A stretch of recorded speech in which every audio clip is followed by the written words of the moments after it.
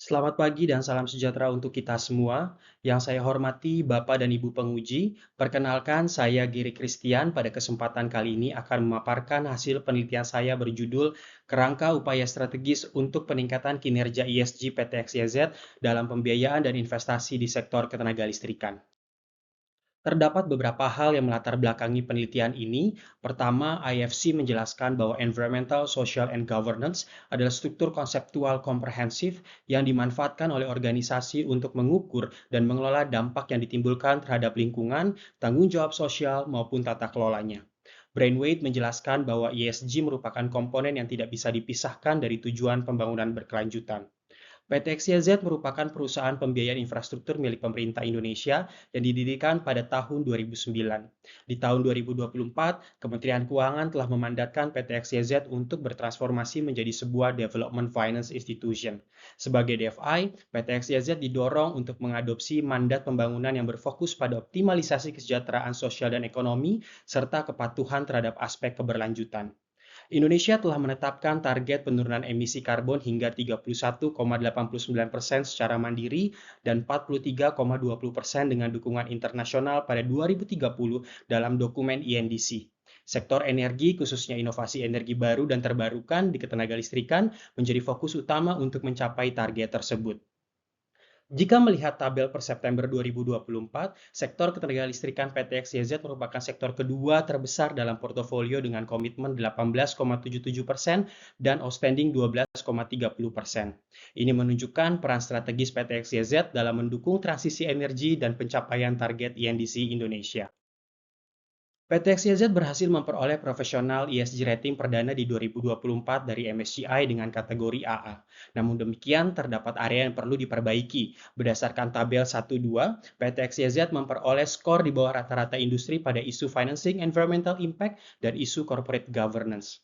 Profesional ESG rating juga menunjukkan bahwa 3 sektor dalam portofolio PT XYZ memiliki resiko dampak lingkungan tinggi, salah satunya utilitas. Sektor ketenagalistrikan dengan energi non-terbarukan termasuk dalam sektor utilitas.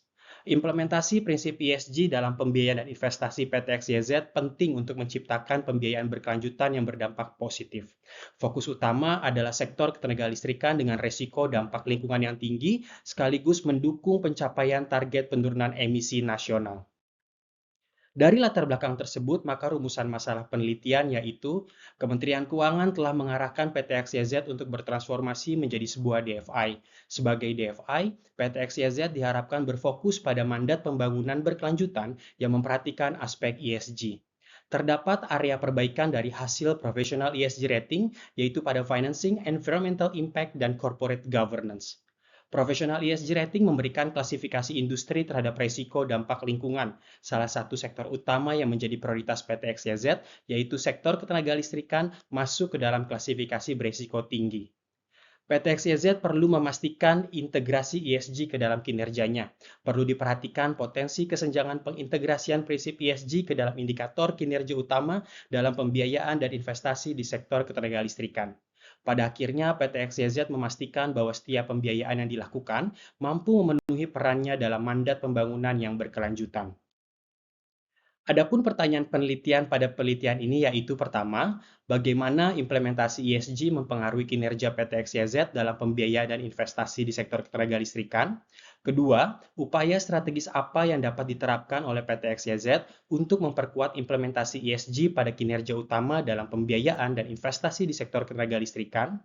Sedangkan tujuan penelitian ini yaitu pertama, mengidentifikasi dan menganalisis implementasi ESG mempengaruhi kinerja PT XYZ dalam pembiayaan dan investasi di sektor ketenagalistrikan, termasuk pencapaian dan potensi kesenjangannya.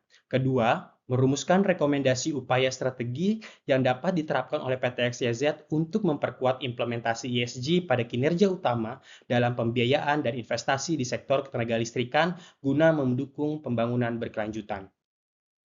Selanjutnya, teori yang digunakan dalam penelitian ini yang pertama, strategi perusahaan merupakan serangkaian upaya terintegrasi yang disusun oleh manajemen untuk memiliki nilai lebih dibandingkan kompetitor guna mencapai profitabilitas yang berkelanjutan. Kedua, pembangunan berkelanjutan merupakan konsep yang menyelaraskan aspek ekonomi, lingkungan, dan sosial dalam tujuan mencapai kemajuan namun dengan tidak mengorbankan kebutuhan dari generasi selanjutnya. Kemudian ESG merupakan suatu kerangka kerja terpadu yang dimanfaatkan oleh organisasi dalam mengestimasi dan mengelola dampak lingkungan, tanggung jawab sosial, serta tata kelolanya. Selanjutnya, DFI merupakan lembaga keuangan yang berperan strategis dalam mendukung pembangunan ekonomi dan sosial di negara berkembang untuk mencapai SDGs. Selanjutnya, balance scorecard merupakan model pengukuran kinerja yang berfungsi sebagai alat pemantauan, analisis, dan penilaian atas strategi suatu perusahaan. Kerangka kerja ini mendukung perusahaan untuk menentukan dan mencapai tujuan strategisnya secara komprehensif melalui pengintegrasian 4 perspektif, yaitu keuangan, pelanggan, proses bisnis internal, serta pembelajaran dan pertumbuhan. Sustainability Balance Scorecard atau SBSC merupakan pengembangan dari BSC tradisional yang bertujuan untuk mengintegrasikan aspek keberlanjutan ke dalam sistem manajemen strategis perusahaan. Salah satu bentuk integrasinya adalah menambahkan aspek lingkungan dan sosial ke setiap perspektif BSC tradisional, sehingga setiap perspektif akan memperhatikan pengelolaan lingkungan dan sosial. Penelitian ini merupakan studi kasus di bidang manajemen strategi dengan pendekatan kualitatif deskriptif menggunakan model SBSC. Peneliti menggunakan wawancara mendalam semi terstruktur untuk mengumpulkan data primer dengan 8 narasumber berdasarkan 4 perspektif BSC. Selain itu, wawancara dilakukan dengan satu narasumber untuk memperoleh informasi terkait aspek keberlanjutan. Narasumber dipilih melalui purposive sampling dengan kriteria pemilihan berdasarkan pemahaman komprehensif mengenai kinerja perusahaan dan usia kerja di PT XYZ. Metode triangulasi data digunakan untuk melakukan uji validitas, keandalan, dan reliabilitas atas sumber data yang digunakan. Data sekunder yang digunakan seperti laporan tahunan, laporan kinerja, laporan keberlanjutan tahun 2023 dan 2024, professional ESG rating, RJPP, RKAP, dan prosedur internal. Peneliti menggunakan indikator kinerja utama PT XYZ, di mana terdapat 11 sasaran strategis dengan 15 indikator. Peneliti mengidentifikasi untuk kemudian memilih sasaran strategis dengan indikator yang ditujukan bagi kegiatan pembiayaan dan investasi. Implementasi dilakukan dengan mengidentifikasi pencapaian kinerja 2023 dan 2024 terhadap target perusahaan. Penilaian juga mencakup aspek ESG pada setiap indikator, khususnya di sektor ketenagalistrikan. Kerangka upaya strategis yang disusun merekomendasikan penambahan sasaran dan indikator yang mengintegrasikan aspek ESG. Peneliti juga mempertimbangkan 4 perspektif Kaplan dan Norton, serta perspektif keberlanjutan dari VG. Tabel menunjukkan pencapaian IKU PT XYZ untuk pembiayaan dan investasi di tahun 2023 dan 2024. PT XYZ menetapkan 3 sasaran strategis dengan 4 indikator di perspektif keuangan, diantaranya kerjasama pendanaan melalui SIO, proyek strategis program pemerintah, gross income, dan gross disbursement ke proyek infrastruktur. Di perspektif pelanggan, PT XYZ menetapkan 1 sasaran dengan indikator persentase kepuasan stakeholders. Di perspektif proses bisnis internal, terdapat 3 sasaran strategis dengan indikator NPL net, CR, dan GCG. Di perspektif pembelajaran dan pertumbuhan, terdapat 1 sasaran strategis dengan indikator jumlah pelatihan karyawan. Keseluruhan indikator berhasil tercapai sesuai target yang ditetapkan. Berdasarkan IKU, rumus faktor kunci sukses saat ini dari PT XYZ untuk pembiayaan dan investasi dapat diidentifikasi seperti pada gambar. Melalui visinya yaitu menjadi agen pembangunan berkelanjutan untuk meningkatkan kesejahteraan bangsa, maka financial sustainability merupakan tujuan utama PT XYZ untuk memastikan bahwa keberlanjutan finansial tercapai melalui pemenuhan target yang ada. Jika menilai lebih lanjut, perspektif keuangan, per Desember 2024 PT XYZ memiliki 53 debitur ketenagalistrikan dengan 42 debitur merupakan IPP energi terbarukan. Total pembiayaan sektor ketenagalistrikan mencapai 13,61% dari portofolio pembiayaan. PT XYZ berencana mengurangi pembiayaan proyek pembangkit listrik tenaga batu bara dengan realisasi mencapai 2,69% di 2023 dan 1,54% di 2024. Pembiayaan keberlanjutan tercatat sebesar 14,5 triliun atau 16,55% dari portofolio. Perspektif pelanggan, untuk mempertahankan debitur, PT XYZ melakukan beberapa upaya seperti pendampingan selama fase konstruksi, pemantauan pemenuhan syarat lingkungan dan sosial, apresiasi kinerja debitur, dan penyediaan skema blended finance. Perspektif proses bisnis internal, NPL berada di bawah 1% menunjukkan kondisi yang sehat dan terkendali. Nilai CR juga lebih rendah dibanding rata-rata perbankan yaitu 45%. Pencapaian GJK masuk dalam predikat yang sangat baik. Perspektif pembelajaran dan pertumbuhan, Pada tahun 2023, jam pelatihan rata-rata karyawan terkait ketenagalistrikan mencapai 21,09% dari total jam pelatihan. Namun di 2024 tidak ada tema terkait ketenagalistrikan. Target pelatihan keuangan berkelanjutan di era AKB pada 2023 tercapai sebesar 15,13% dari total jam pelatihan. Di tahun 2024, indikator pelatihan ini diubah menjadi persentase jumlah karyawan dengan 78,70% karyawan mengikuti pelatihan terkait keuangan berkelanjutan, meskipun nilai ini masih di bawah target 82,5%. Hasil analisis menunjukkan bahwa belum ada IKU yang berfokus pada pengelolaan lingkungan dan sosial untuk mencapai pembangunan berkelanjutan. Pengukuran kinerja masih terfokus pada profitabilitas, efisiensi operasional, produktivitas, dan kepuasan pelanggan. Oleh karenanya, peneliti memberikan rekomendasi penambahan indikator yang telah mengintegrasikan ESG ke dalam kinerja utama seperti pada tabel berikut.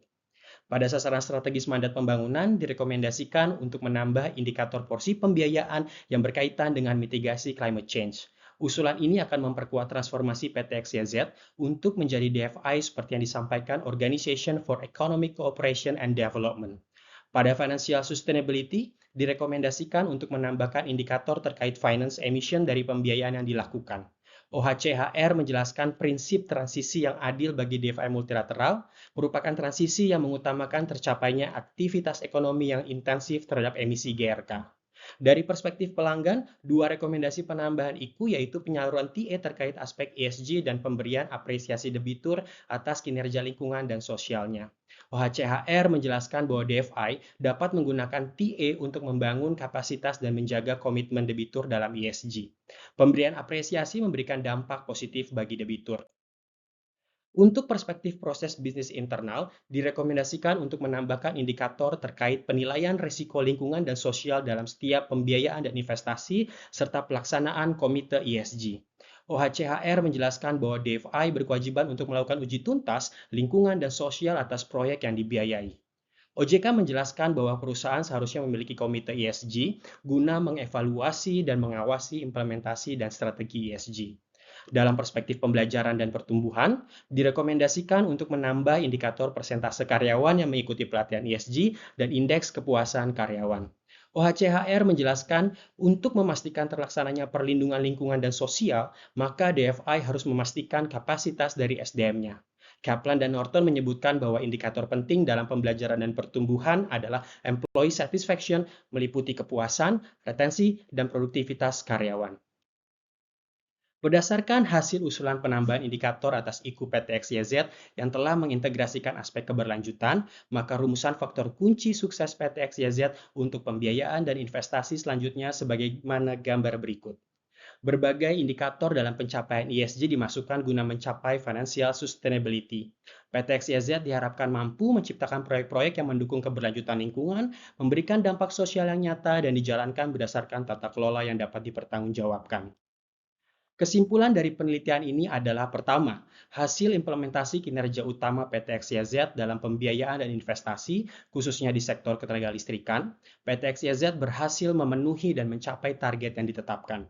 Namun demikian, belum ditemukan adanya sasaran strategis dan indikator pencapaian yang berfokus pada implementasi ESG.